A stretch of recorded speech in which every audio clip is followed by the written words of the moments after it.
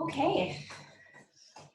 Hi, everyone. It's been a really, really busy morning here. I decided last night, I checked in my freezer last night and I was out of bread, or I was running out of bread. So I decided to bake a few loaves here this morning while I was prepping for all of this. So we've got some French bread as well as some jalapeno cheese bread. The jalapeno cheese bread, I've been playing around with this recipe and I wasn't 100% happy with my first attempt earlier this week.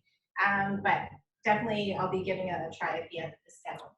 So today, it just seems we're trying to get more and more ambitious with this half-hour time limit. We're going to do duck tacos. So we're starting with, this is a male duck breast, so it's a bit bigger, a little bit thinner. And what I want to do is just rub it with some salt on both sides, as well as some Chinese 5-spice powder. So we're going to start with the duck taco because that's going to take a bit of time to cook. And basically, I came up with this recipe in Mexico when we were living there because there wasn't a lot of Asian food in Mexico, and I had been posted to Beijing before and really loved Peking duck.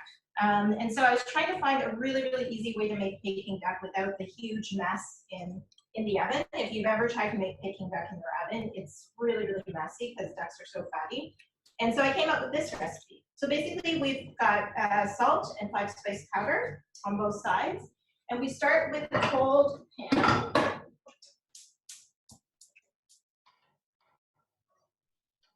don't love these pans sliding off the burners, but we're going to start like this in a cold pan with the skin side down at like medium-high heat. And then as the fat starts to render, then it'll also come out and help to cook the duck. One thing I should have mentioned is the skin. I had scored the skin. So you would do like a cross-hatch type of pattern on the skin, and that also helps the fat to come out. So what we're aiming for is a perfectly cooked duck breast, but also we want the skin to be somewhat crispy, and that'll give you sort of that flavor of Peking duck. So we're going to let this go for now, and then I'm going to start on something else that I wanted to make today anyways, which is basically homemade hummus. So what we have here, 2 different types of garbanzo beans, just because that's what I had in my pantry. So I think one's organic and the other one is just a regular garbanzo bean. Some tahini, so half a cup of tahini. This one happens to be organic, if I'm not mistaken, which I got from Paleo Robbie. And in my food processor, I put in the garbanzo beans. I'm adding in the tahini now. Sorry. So adding in the tahini. Juice. The original recipe online asked for 2 lemons. I find that I like my hummus to be really lemony, so this is 2.5 lemons. Just a splash of cumin. The recipe called for more. For me, I don't particularly love cumin in my hummus, so I'm just putting just a little bit. And you can't see it here, but there's 4 garlic cloves in the food processor. The original recipe that I found online asked for 2, but I like mine really garlicky. And I'm adding probably about, I'd say, a 1/3 cup of olive oil. And a little bit of liquid from the garbanzo beans, okay? I'm gonna add just a pinch of salt to start. And then I'm gonna process this a little bit, but then what I'll do is, because often when the food processor is going, it interferes with the sound for the video. So then I'm gonna take the food processor outside to the living room and let it continue after this process. So you just have a blade attachment.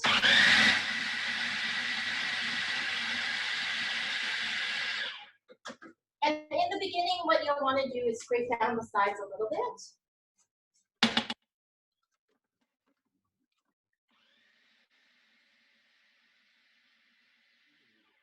Sorry?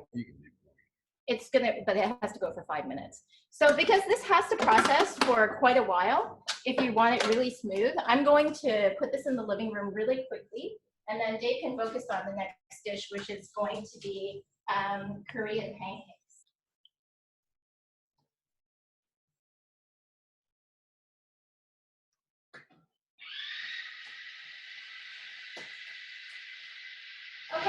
you want your hummus to be really smooth. So you really do want to process it for 3 to 5 minutes. So I'll keep my eye on the clock. It's only 6 after now. And we can do a little check-in on our duck here. You can see it starting to, you can see the fat coming out.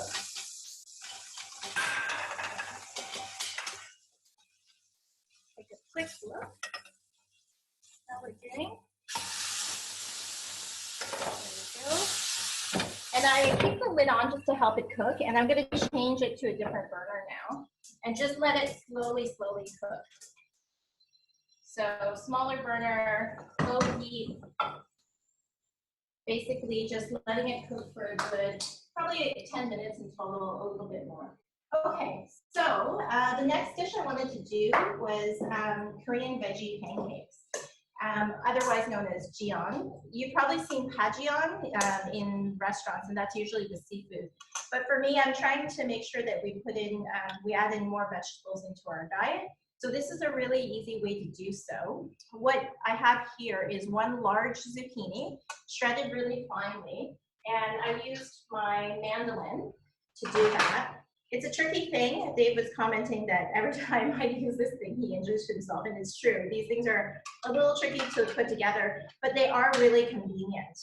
Basically, it saves me, like this morning, I was on a call just before 9. I was on another call at 9:30. I was trying to call a consular client at 10:30, and I only started prepping at 11 o'clock for this session. Plus, I was like baking bread in between. So using something like this can help you cut down on a lot of time and effort, but you do have to be really careful when you're using one. And during this time, especially being mindful, I have a special glove, sort of made of metal mesh, so that I'm extra careful when I'm using the mandolin when I'm cutting. Don't want to be going to hospital for unnecessary trips at this time.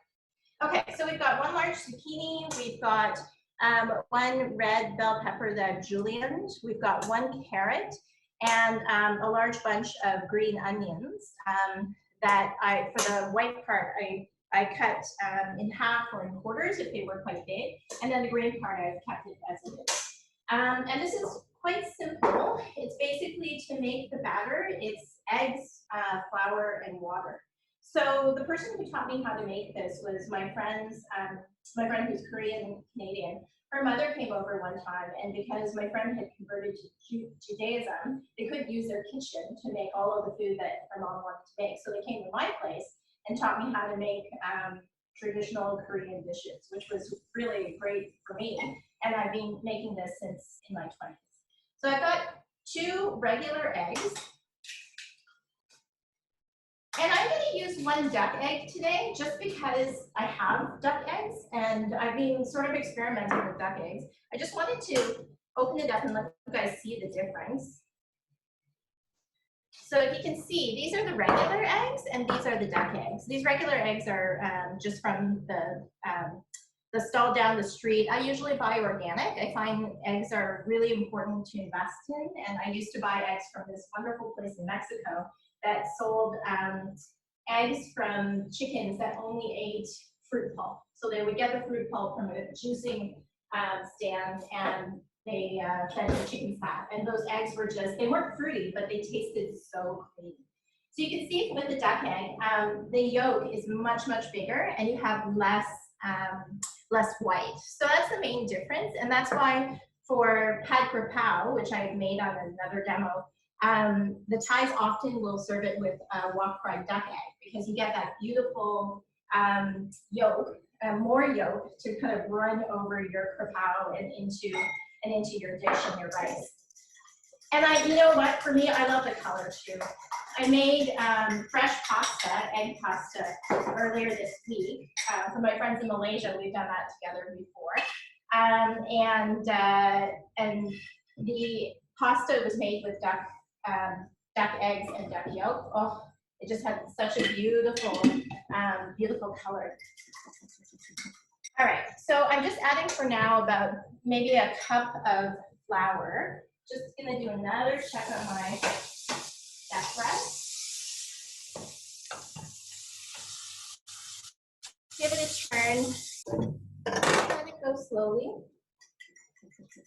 And then we're gonna add in some egg. Yvonne, Yvonne, your 5 minutes is up for the hummus. Oh, thanks, Sanjeev. Okay. Give me 1 sec. I'm gonna go turn that off.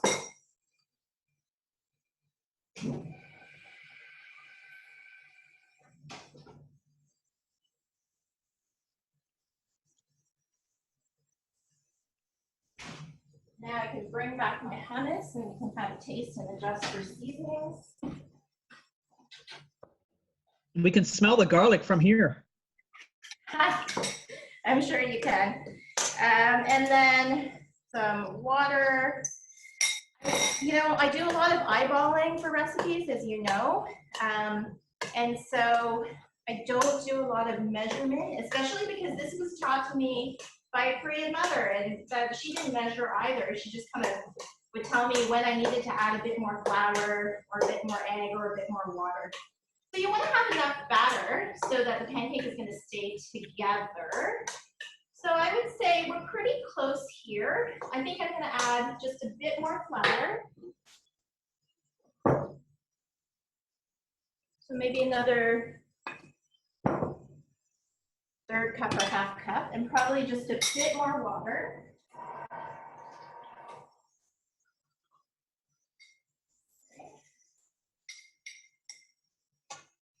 And you can adjust this according to what you like. If you really like eggs, just add more egg in there. There's nothing wrong with that.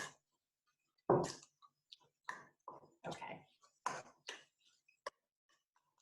Perfect.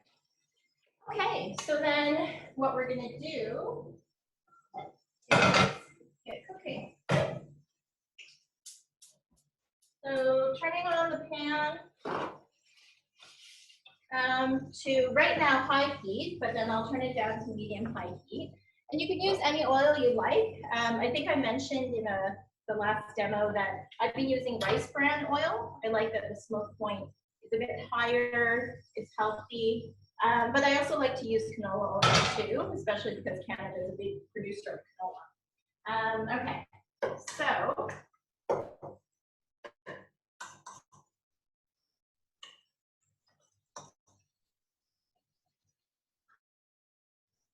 you want to add in enough to make kind of like a thin-ish layer, right? Because you want your pancake to stay together,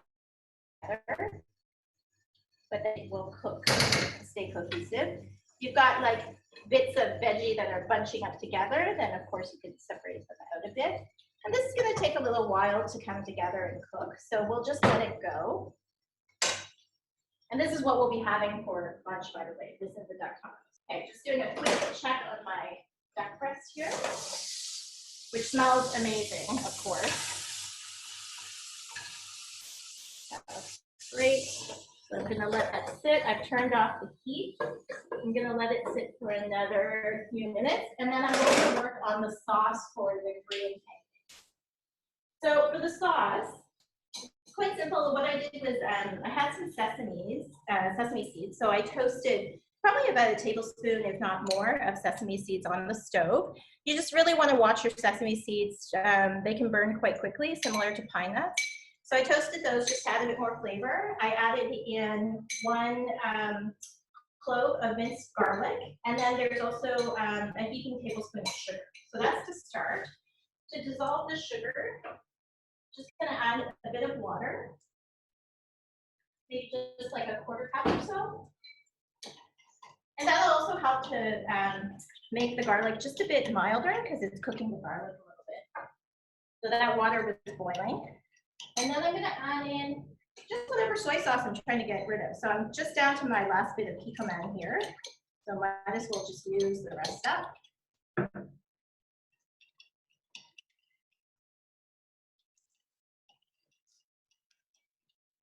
Then a little bit of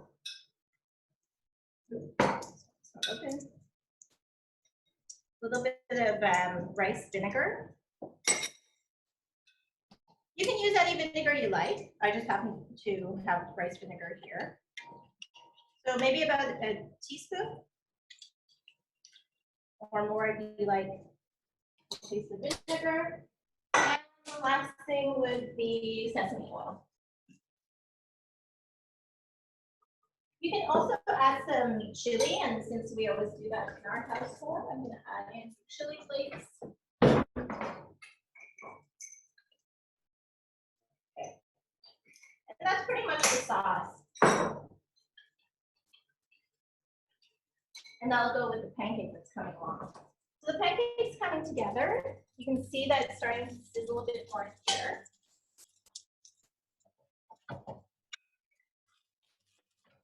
The bottom's looking a bit more brown, so I'm going to turn the heat down a bit. And then in the meantime, I'll take my duck on the stove. I don't know if you guys can, I wish you could smell this. I swear it's just, oh.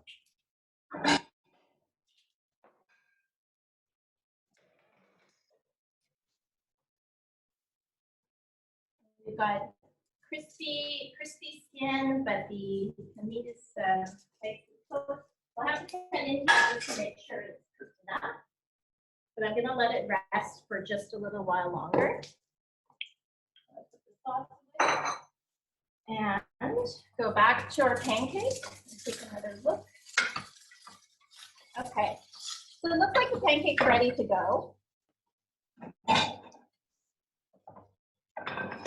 So we want to give it a flip.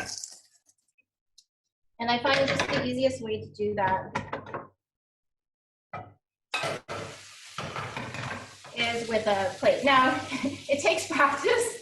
And just like flipping an egg or an omelet for the first time in a pan takes practice.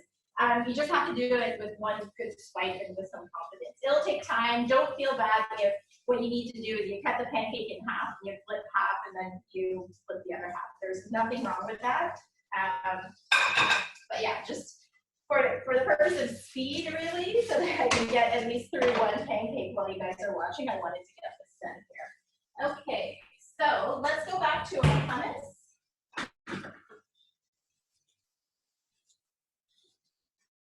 Okay, so let's take a look. It's good. It needs probably a little bit more salt because I only added just the tiniest pinch. It looks beautiful. It's really smooth. That's the thing about this hummus. It's so easy and so cheap, and you can adjust it according to your taste. So depending on if you like your hummus thick, so I don't know if you guys can see it, but it's fairly thick right now. If you like your hummus a bit runnier, then you can add more of that liquid that came from the garbanzo beans. So that's up to you.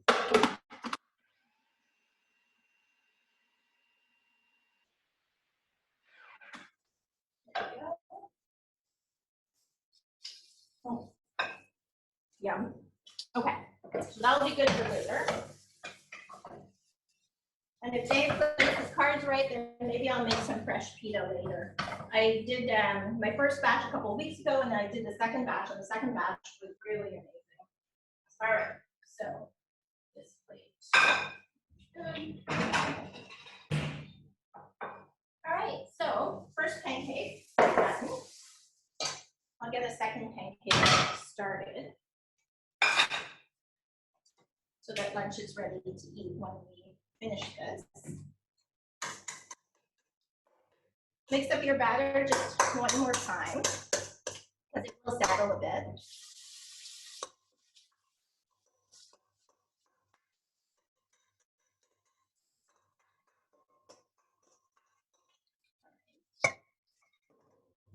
And then you spread it out to the pan.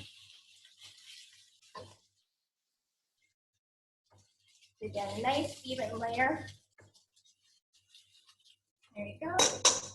And add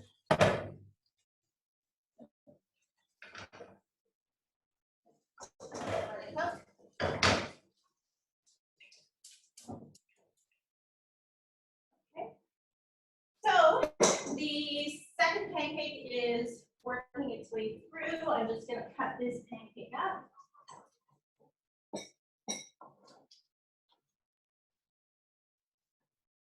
Great way to use your vegetables. And also use them in a different way. When I serve this at home, I also like to have some kimchi on the side. So what I'll do is I'll take the kimchi and then just put it in the food processor and make almost like a kimchi jam, let's say. You want a little bite? No. Okay. Okay. So we're done with this for now. Let's get on to our duck tacos, and we've got about 10 minutes left.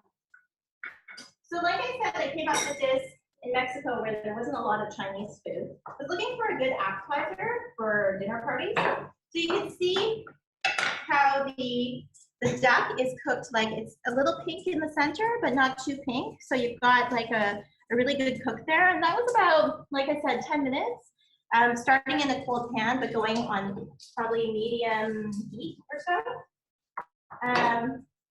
And what I like to do is, so I cut slices, but then I'll cut again so that we've got like morsels of duck. Go into dice. The other thing I should mention is you might have noticed I took the duck off, but I let it sit for a bit. And so letting it rest will also help to keep your duck juicy. This is by far one of Dave's favorite dishes. Okay, then the other, just to finish the tacos. So what I have here are 2 tortillas. So I'll show you the brand. So that's the brand that I use. And I tried different types of tortillas, but this is the closest that I could find to an actual Peking duck pancake. So you find it in the frozen section at, I guess for me, it's mostly Villa. And just checking out my pancake here. I'll give it a flip in a minute. And then what I did was I took 2 tortillas and I put in some sesame oil. Okay, so I'm going to heat these up right now, just in the microwave, just for a few seconds, just to get them just a bit softer. And you can use them right from frozen. Defrost really, really fast. There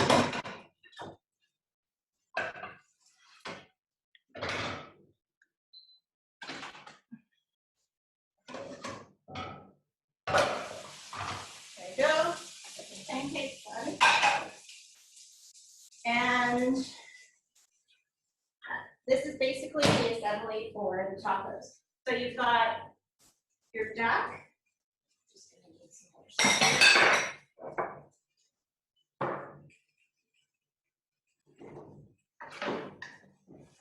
All right, so you've got your duck, you've got your tortillas. I usually cut them into quarters. And so depending on how big you want your tacos, you can choose different sized tortillas. So you'll want the oiled side with the sesame oil facing up. And then you'd add a bit of your duck. And the main thing is to get a mix of the skin and the meat. Unless you're a person who really doesn't like skin. I personally love skin, and I'm the type of person who'll buy bags of chicken skin that they sell on the street. And you get your duck tacos like so. And then you have to add your vegetables. So I prepared ahead of time some diced cucumber.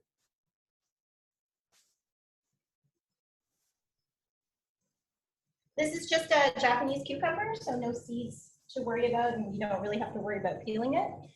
And then some green onion.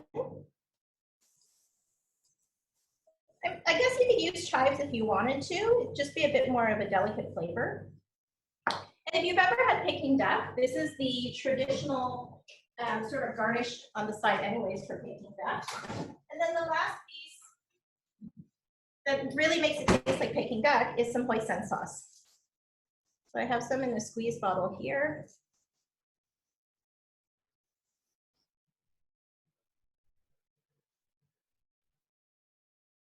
There you go. So here, I'll do it presentation-wise. It should be this way. And this is usually actually how I serve the duck tacos. So I'll have a much larger cutting board, and I'll have them laid out like this. You can do the duck a bit ahead of time. It doesn't have to be piping hot. Of course, you can do the vegetables ahead of time. And then the last piece is just having the tortillas just heat it up with a little bit of the sesame oil. So yeah, that's what we're going to be having for lunch today. That as well as the Korean pancake. I imagine we're going to have the hummus later on in the day. And maybe what I can do, I think there hasn't been enough time. The thing about bread is I wanted to cut into this to show you guys how it looks, but you do want to let your bread cool because it continues to cook. So don't be tempted to cut into your bread too early. It's only been about a half hour since I took this out of the oven, so I'm going to give it another half hour. This bread's probably ready to cut into. That's French bread. And if you're looking for the recipe, just message me and I can send you the recipe. It's the exact same recipe for these two pieces of bread. I just added a bit more to this one to make it jalapeno cheese bread. And so that's what's been keeping me busy today, other than my regular work. Well, it's just before 12:30, and that's pretty much what I had planned to share with everyone today.